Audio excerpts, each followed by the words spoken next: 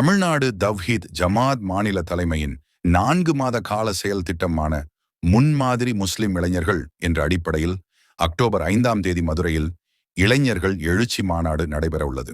இதன் ஒரு அங்கமாக நெல்லை மாவட்டத்தின் பேட்டை கிளையின் சார்பாக போதை ஒழிப்பு விழிப்புணர்வு பேரணி நடைபெற்றது. இந்த பேரணியில் நூற்றுக்கணக்கான ஆண்கள், பெண்கள், சிறுவர், சிறுமியர் ஆகியோர் கலந்து கொண்டனர்.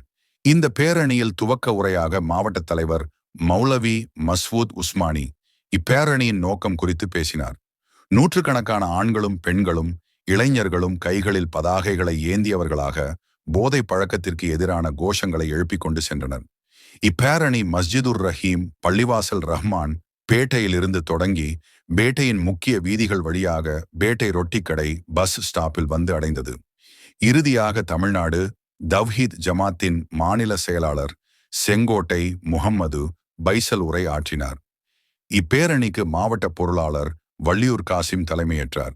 மாவட்ட துணை செயலாளர்கள் ஷேக் அப்துல் காதர், சாந்துமர், கோட்டூர் சாதிக், பேட்டை கிளை தலைவர் பீர் முகம்மது, செயலாளர் அகமது மீரான், பொருளாளர் பக்கீர் மீரான், துணைத் தலைவர் அப்துல் ஹமீது, துணை செயலாளர் ஹாஜி மைதீன் ஆகியோர் முன்னிலை வகித்தனர். பேரணியின் இறுதியாக செயலாளர் அகமது மீரான் நன்றி உரை கூறினார். பேரணிக்கான ஏற்பாடுகளை பேட்டை கிளை மருத்துவ அணி செயலாளர் திப்பு சுல்தான் மற்றும் உறுப்பினர்கள் ஏற்பாடு செய்திருந்தனர். வேலை வாய்ப்புகளால் வளம் பெற வேண்டிய இளைஞர்கள், உடல் ஆரோக்கியத்தால் வளம் பெற வேண்டிய இளைஞர்கள் இன்றைக்கு ஒரு அற்ப சுகம் என்று கருதப்படக்கூடிய போதையினால் சீரழியக்கூடிய, அதிக குறிப்பாக போதையினால் ஏற்படக்கூடிய சமூக விரோத செயல்களில் அவர்கள் தங்களை ஈடுபடுத்தி தன்னுடைய வாழ்வை நாசமாக்கக்கூடிய பல செய்திகள் அன்றாடம் செய்தித்தாள்கள் மூலமாக நாம் அறிந்து வருகின்றோம். இந்த இளைஞர்கள் யார் என்று சொன்னால் யாரோ இவர்கள் வேற்று கிரகத்தில் வசிப்பவர்கள் அல்ல. நம்முடைய சகோதரர்கள் தான் இந்த இளைஞர்கள், நம்முடைய அண்டை வீட்டார் தான் அந்த இளைஞர்கள், நம்முடைய மாநிலத்தை சார்ந்தவர்கள் தான் அந்த இளைஞர்கள்.